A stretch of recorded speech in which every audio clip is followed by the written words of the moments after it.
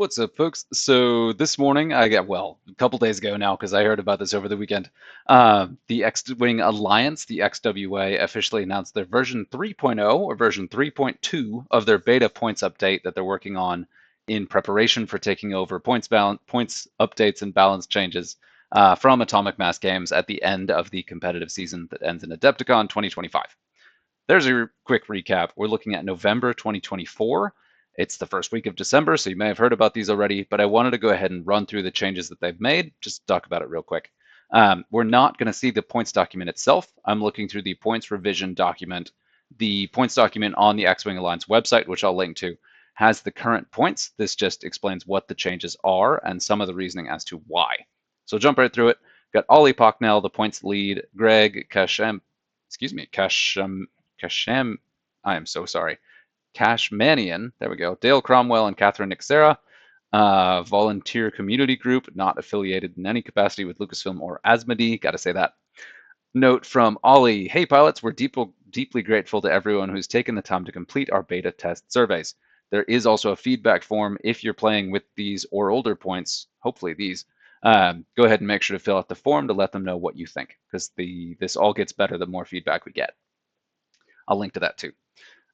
It's been so gratifying to read through your submissions, the praise and criticism alike, and it's been so helpful and informative for the points team moving forward. Nice. This update is going to be a little more comprehensive than the V2 update, which I missed, so good. Drawing from the results of major tournaments using XWA points. Ooh. Your feedback from playtest forums, insights from hundreds of online games, and the XWA playtest team, we are making the following adjustments. Yes. Rebels, first Adon Fox. B-Wing, battle over Endor, the quick build, the standard loadout, has been the closest thing to an auto-include the Rebels have right now. From the beginning, Adon was going to be 5, but a certain member of the points team, oh, Greg, argued for 4 because it was an I-1, and how good could an I-1 ship really be? Turns out when the average initiative lowers, an I-1 with munitions, free evades, 270-degree bomb coverage, extra agility, defensive rerolls, and the ability to drop after death is pretty good. A 4-point B-Wing was always going to be good, regardless of initiative. A cost adjustment to 5 points was warranted here, and the playtest feedback confirmed that. Unfortunately, that means we're probably never going to see Adon again, because there are other B-Wings at 4 points that compete directly in that space. But maybe, we'll see. Initiative 1 has a lot of advantages in that you're going to be moving first most of the time, so you can go for blocks, you can get, the place you're going to is going to be clear. So it could be good. Sabine Wren crew has seen a resurgence in play. While Rebels aren't known for their bombing prowess, the BOE B-Wings and the return of the K-Wing have increased their bombing ability. No one has ever disputed how effective the Sabine crew card is, so increasing her to 5 points, so that she becomes an intentional decision when you're building lists and not an add-on, not something you're just going to staple on there. Sabine crew was a menace back in 1.0. I really never liked anything that just adds extra damage to bombs. It seems really bad. I haven't seen her at all since 2.0 popped up, so I don't really remember what she does, or have seen it, or since 2.5, so I don't actually remember what she does.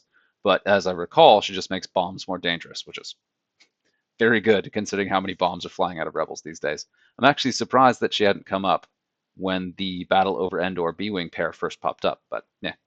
Gavin Darklighter in the E-Wing. It's great to hear about the E-Wing being hit with balance changes because it's actually being played now. That's cool. Is showing up in a lot of Rebel lists, and for good reason. He's a very good ship. We're making a slight adjustment to his loadout down to 10. This is bringing him more in line with how he's performing, and a happy byproduct of this might include making Corran a little more appealing when choosing your E-Wings. Then we've got Fen Rao, of course, the best Fen Rao being the 5-point Fen Rao, the Rebel one, is getting a minor loadout reduction to 8 to adjust his power level ever so slightly. I have always argued that Fen Rao is a really powerful piece, but he's dramatically more powerful in Rebels because he's cheaper. He's a worse ship, a worse pilot. His ability is not really present, but he's still an Initiative 6 Fang fighter that you can load up with Mandalorian upgrades. Everything that makes Fen Rao great is better at cheaper points. So I appreciate him getting nudged down. We'll see what they did to Scum. Boudica has been a staple Rebel for a while now, so when looking at Fangs, we wanted to try and do something a little different here. By increasing Boudica's squad cost to 5 with 16 loadout, we're going to give Boudica lovers the ability to build lists around them, giving the loadout to be an effective core piece. And I like that. That makes Boudica a lot more dangerous. Going up to 5 puts Boudica in line with the Scum Fang Fighters, which I never understood why the Rebel ones were cheaper. So yeah, that's the thing. And Boudica is one that gets free attacks, which is really good, especially in Rebels, where they're very good at passing tokens. Shara Bay, one playtester also pointed out that Shara Bay A-Wing, SL and Shara Bay A-Wing Custom had almost no difference at all, yet one was 3 points and one was 4. This was simply an oversight by the points team on initial release. Good to, nice nod to go ahead and acknowledge that. So we've made the standard loadout Shara Bay 3 points and made the custom 4 points with 12 loadout and an added modification slot. Ooh, 12 loadout on an A-Wing is a lot. That's cool. And I hadn't even looked at Shara and an A-Wing because I have a lot of favorite A-Wings and struggle to compete with them fully. So one note I wanted to make before we go ahead and run on from Rebels is this is very cool to see. This is the points adjustment active conversation with the community that Atomic Mass Games didn't really have, just to go ahead and throw it out there. And it's really cool to see the XWA, the X-Wing Alliance, go through the same experience of community playtesting, making some mistakes, dialing things back, and figuring out how stuff is going, buffing some stuff up. And I love the conversational tone to this, and that this is an active running conversation. You don't just get a points change dropped with basically no notes every year and a half. So this is cool. I like this. Empire, Lambda Shuttle, just in general, Lambda Shuttle. From playtest feedback, Sai is so powerful, double mods himself and someone else every round. Yeah, that's pretty good. Sai is an auto-include for him every game we play. So there's 2 players on either side of that. The Lambda is an iconic Star Wars ship, and we want it to be in the game, sure. Also noting how clunky and immobile it is, yeah. We felt having a 4-point option was still the way forward with it. We have decided to remove the title from Lieutenant Sai. Ooh. This should decrease its own offensive potential while still leaving it as a great value support ship for the Empire. Yeah, that's good. I like it. All right. Lieutenant Karsabi, the Starwing, Starwing, has been a little too efficient for his 3-point cost. This is the custom one, not the standard loadout. 3 points. He was 3 point. Wow. All right. Anyway, the amount of firepower it was able to bring to pair with barrage rockets and the amount of health it had for 3 points was a little too good. Weird. By eliminating the native missile slot, we're effectively banning barrage rockets, thank you, from the build, which should lower the firepower of the gunboat while maintaining an efficient 3-point piece. One late addition to playtesting feedback was that Karsabi's standard loadout could probably come down to 5 without major issue. Sure. So we're going to trust the playtesters to try it out. Okay, nice. So there's 2 changes there. So the custom lost the missile slot, and then the standard loadout came down to 5, which the standard loadout being 6, that's a lot. So yeah, 5 makes sense there. Barrage rockets, in general, are just kind of a problematic upgrade because they require double missile slots, but they essentially turn a ship into a 3-attack ship with some bonuses that they can spend, especially on a ship like the Starwing that has ready access to reload. In Slam, no less, too. So that's, that's really good. Barrage rockets continue to be an abusable piece in the cheap ordnance carriers out there, and I like that fix of eliminating a single missile slot. Allows you to still take missiles, just not barrage rockets. So that's good. Whisper. There was no ship that proffered more discourse in open playtesting than Whisper, the standard loadout TIE Phantom, which is freaking terrifying. Several reports said they felt like 7 was fair, while others said it felt like 6 was a more realistic number. More than one noted that this felt like a 6.5, and they could see either way. Normally, our policy has been when something is 0.5 is to go up, so you'd go from 6 to 7. This is a way of reducing power creep and pointflation. But in this case, we'd like to see how the Imperial faction reacts to a 6-point Whisper with a truly magnanimous number of abilities. The Empire is cruising along right where we want them to be, but with the slight nerfs to Karsabi and Sai, we don't believe this buff will break the faction. As such, we are reducing Whisper's squad cost to 6. The SL Whisper seems really strong, but 7 is a lot of points for that ship. So I like to see it. That's cool. I'd love to see the Whisper on the table again. All 3 of these are ships that were not on the table before, so it's good to see that.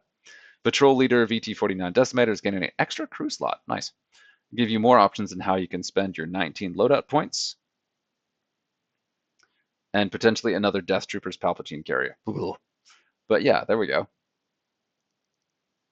Republic. Eta 2 has been widely discussed amongst playtesters and points team alike. Before I read any more of this, the Eta 2 is a really problematic ship. Super, super powerful, in terms of its maneuverability and the abilities you can put in it for the cost, but basically always is and probably always is going to be overcosted. There's just not a good way to balance that chassis without making it either too good or just not worth it. So let's see what they said. This is such a fun ship and a great alternative to what Republic meta has been, which is ARCs. We want to make them playable while trying to avoid the NPEs, the non-player negative play experiences, there we go, of the past. Obi-Wan has been divisive with auto blasters, and we've heard the whole range of emotion on him from the playtesting feedback. Ooh. While Anakin has been a hit at 4 points, we felt a small rework and a very minor buff to promote their play while also taking care to guard against a possible negative play experience. Okay. Yoda was briefly tested at 3 points, but the playtesters raised red alarms almost immediately. And that's one thing that sucks. I could see most of them being priced high, but Yoda being 3, because Yoda's a low initiative Ada. Low initiative Ada with an ability that is fine. Yeah, I'm curious to see what that was. But Yoda from up to 4 squad points at 9 loadout. Anakin custom to 4 squad points, 5 loadout. Ooh, tiny loadout. Shock T, Siege of Coruscant reduced to 4 points. I believe that's one of the standard loadouts. Isla Secura to 4 points, 6 loadout. Whoa. Obi-Wan Kenobi to 4 points and 7 loadout. Was he 3 before? And Siege of Coruscant, Obi-Wan Kenobi goes up to 4. Kit Fisto, 4 points, 8 loadout. Jedi General, 4 points, 10. Shock T, 5 points, 17 loadout. And that's the custom one. Whoa, 17. 17. Okay. And Anakin, Siege of Coruscant up to 5, which is good. The reason we saw so much of Anakin, Siege of Coruscant was he was 4 points. And a 4-point initiative 6 Ada is one of the strongest ways you can possibly run the thing, even though he had very limited damage potential. Definitely a power piece. So that makes sense. This one is particularly interesting to me because that's a lot of loadout, and these little suckers could really use the points to spend. So I like that. I also like to see Yoda at 9. I'd honestly like to see Yoda get a little bit more. I do like to see the generic at 10. That's kind of fun. I believe Battle Meditation is still a card in the game, and Yoda with some Jedi Generals with Battle Meditation has always been a list I want and don't. Because again, it's a very narrow tipping point of like, is it to be playable versus too good would be a really fine line. Then we got the Squad 7 Veteran. We're also removing the modification slot from the Squad 7 General to generic Arc 170. At 4 points, we wanted to guard against a 5 arc list utilizing Wolfpack and Synced Console. Yeah, no, you don't want that. That's the way to just pass locks through your entire squad, as that's particularly nasty. All right, cool. One specific exploit. I'm not totally sure I understand what's going on here. Obviously, these are changes, but I don't know how much of these are changes. It looks like all of these are changes, or that's what they're going to be now. Some of them are changes, some aren't. It's the full list is interesting. Separatists are apparently very strong right now, which is interesting because they're one of the factions that didn't gain any new ships. For the CIS have been the big winner so far in these beta points, winning 2 major tournaments that have used XWA beta points and emerging with the highest win rate in the 180 plus player NCX Draft League. The thing about Separatists, they've always been one of the most powerful factions in the game. They've always had the tools to do really well, and I honestly don't know what's holding them back in the Atomic Mass Games points. I don't know what's holding them back in AMG points. Obviously, they're better in XWA points. XWA overbuffed them a little bit because the points have just completely unleashed them onto the meta in ways they weren't before. I don't know if that's weakening their counters or just unleashing some of the things the faction can do, but they're a really strong faction. Sunfac. Addressing Sunfac Nantex may open playtest feedback forms. Many open playtest feedback forms have mentioned that Sunfac with Afterburners is a negative play experience. Yeah, he's really freaking scary. And I remember that from when he first came out, when you were able to take Afterburners. In talking to our members that are high-level CIS players, Afterburners is not their upgrade of choice on Sunfac, so we considered leaving Sunfac alone. But in the end, why ask for feedback if we're not going to use it? Straight period there, Ollie. Come on. We're dropping Sunfac to 17 loadout value. This means he cannot equip Ensnare plus Afterburners, because that's the combination that's really nasty, that lets him boost in. So with Afterburners, Sunfac can move, boost, use his rotate, rotate to tractor himself to barrel roll to trigger his ability to pass off his tractor token onto a target and still get an action, potentially 2 actions if they're linked. Yeah, it's crazy what that ship can do, which I love. It's what the ship is supposed to do, but I get it. We're dropping We are dropping gravitic deflection upgrade to 3. There we go. From 4, so that the expert preferred Sun fact build of ensnare plus gravitic plus treacherous will still fit. We hope this leaves Sunfac as still a dangerous I6 piece for the Separatist while eliminating a non-negative play experience of Afterburners. Okay. Then we got bombardment drones. Speaking of a negative play experience, we need to talk about bombardment drones. Yes, anything that can shoot a bomb forward is bad. We've received a lot of feedback on this, mostly from frustrated opponents. They're such cool hyenas and are prominently featured in both tournament winning lists right now. We don't want to eliminate bombardment drones from being played, but it's a negative play experience needing addressing when they can sit on a rock and guard 3 objectives with 180 degrees of mine coverage. With 2.5, there's less unpredictability in where ships are headed, so this makes these guys extremely easy to get value from. And a big problem with them is they're basically generics. They're not exactly generic because they're pipped, but you can have 3 of them if I'm not mistaken. And that's really good.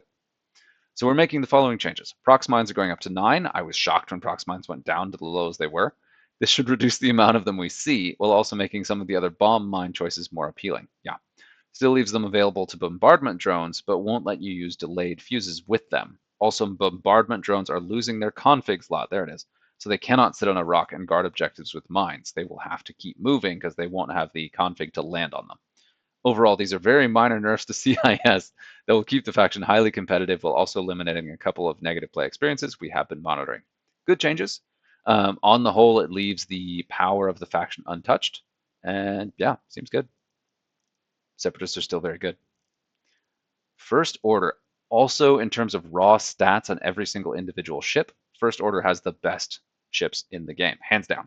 Hands down. They take ships that other people have and add shields and extra crazy upgrades that nobody else can take.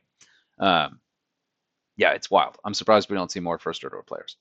Okay, let's get to the meaty portion of this update. Frankly, we felt like the First Order has been slightly underperforming compared to the other factions. The top end of the First Order has been very good, but the depth of the faction seems to be lacking. This isn't wholly surprising from a faction that has a grand total of 8 ships, yeah. But still we felt like there's action we could take that could get First Order more in line with the other factions. We've also seen FO struggle in the NCX Draft League, where it has the lowest winning percentage of the factions, but overall it's not so far off that drastic action is needed. We are making the following changes to beef up First Order, add a little depth, and give a little more choice to your list building. Excuse me. TIFO. Bulk of the changes are occurring in the TIFO. No changes being made to points. All changes being made to slots. Ooh. All of them are gaining the sensor slot. Interesting. TIFO without a talent are gaining a talent, except for the Zeta Squadron pilot. So all of the non-talented generics and named pilots are getting talents. Okay. DT798 is losing the second modification slot. Probably good. Because you can have... First Order has some custom faction-specific mods that you can stack and do crazy things. Lieutenant Gaelic is losing the cannon slot and gaining a missile slot. Interesting. So requiring the target lock to do the extra attacks, or to throw extra dice, you now will need a target lock instead of just using a cannon.